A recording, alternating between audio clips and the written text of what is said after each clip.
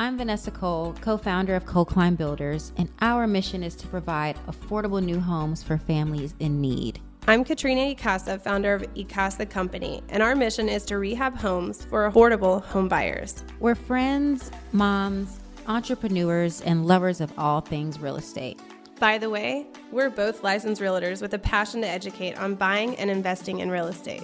Together, we have sold over $30 million in real estate, and our mission is to educate our listeners on buying, selling, and investing in real estate. Welcome to Housing Happy Hour. Hello, Housing Happy Hour fam. We're here again with our preferred lender, Jennifer, Vanessa, and Katrina. And we want to talk to you guys about what can the seller contribute to closing costs. And she's going to fill us in on all the details. So I'm actually going to elaborate on that in a little bit. And I'm going to say that we're going to talk about what the seller can contribute, but it's also called interested party contribution. So that would be the seller, the lender, the realtor, anybody that is involved in the transaction that is considered interested party contribution. So it depends on what type of loan you're getting. And sometimes what your down payment is as to how much that can be. So on an FHA loan, the seller can contribute up to 6% of the purchase price of the property. For the most part, that's going to be too much. When I say too much, by the way, there's never too much, because if we have too much, we'll take it and we'll use it for something such as buying down the interest rate with discount points or things of that nature. But generally speaking, without points and things like that, and it's very, very specific to the property, the taxes and things like that. But a good indicator in this general Houston and the surrounding area is going to be about 3.5% of the purchase price is a good overall estimate for how much closing costs are going to be. So on an FHA loan, the seller can give up to 6%.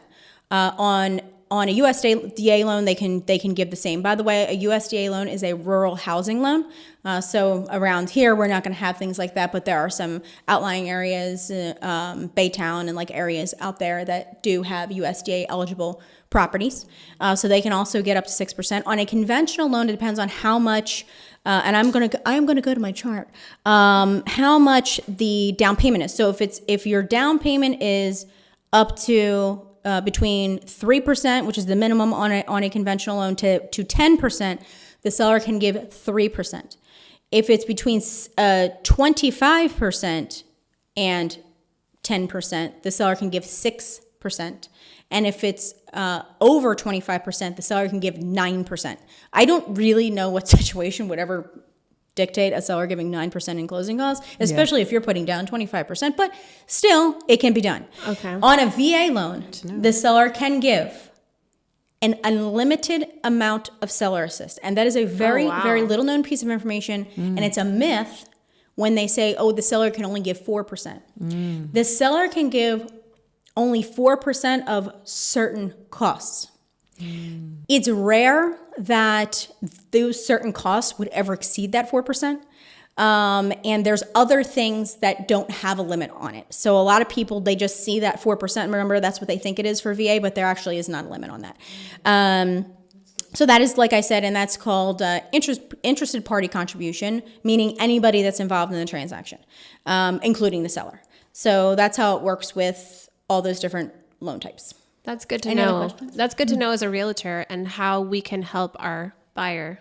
And like I always say too, to all the realtors, there is never too much. Don't worry, we'll take that money and we will use it to benefit the buyer. Yeah. We will talk about points maybe in a different segment, but discount points are something that you use to buy down your interest rate. If we have too much seller contribution, it's up to X amount. So what happens is if the actual closing costs are not that much, that money goes back to the seller. And sellers, not that I don't love you, but I love the buyer a whole lot more. Right. And so I'm not going to let you have that money back. I'm going to make sure that we do something with it to benefit them. One time we had a little extra. We had just like a little extra and wasn't a whole lot. So we bought an additional year of home warranty for the buyer. Oh, perfect. Out of that money. So there's always something that you can do. Like their loan. It cannot go to your down payment. So your interested party contribution cannot eat into your down payment. Any third party in the transaction cannot have any credit to your down payment. But we can use it for any other loan costs. Not even the gift? The gift is not considered a third-party contribution because they are sorry, not 'cause involved not in the in the transaction. transaction. Correct. Okay. So that the gift can be used for your down payment, absolutely, or your closing costs. And then just to kind of recap, the interested parties that we're talking about is anyone on the actual contract. Right. Correct. So your lender, your seller, your realtor, Your builder. your builder or seller, and that's it. Yep. Yeah. Exactly. That's good to know. So if you're buying and you want to have the seller contribute or the lender, now we know. Yeah. Perfect. All right, guys, stay tuned for more lending information. And Jennifer has some good resources for you that we'll leave on the show notes. And as always, shoot us an email, housinghappyhour@gmail.com, for more questions that you may have, because our job is to provide value to you so you can make more informed decisions in your real estate purchase. Don't forget to like, subscribe, and comment. Also, Jennifer's information will be in the show notes. She Yes. can lend in all 50 states, and we find that she is the best resource. Absolutely. Thank you Thank guys you for so tuning much. in. Bye-bye.